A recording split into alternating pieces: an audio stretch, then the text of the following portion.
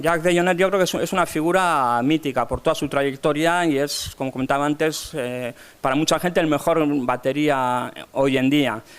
Y yo creo que es un concierto para no perderse, para el público en general, pero sobre todo, como comentábamos antes, para los muy aficionados al jazz. Pero yo también quiero destacar en ese sentido, por supuesto, dentro de que todos son grandes artistas, Hiromi es una pianista que, aunque es todavía relativamente joven, es muy desconocida para mucha gente y ella toca el piano, que es una maravilla, un virtuosismo tremendo, pero además es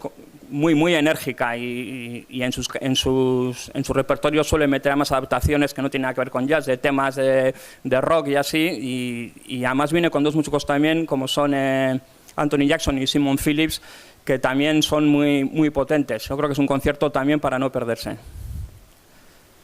Pero insisto, todos, por supuesto, los 5 grandes artistas, cada uno haciendo cosas muy distintas, son muy interesantes.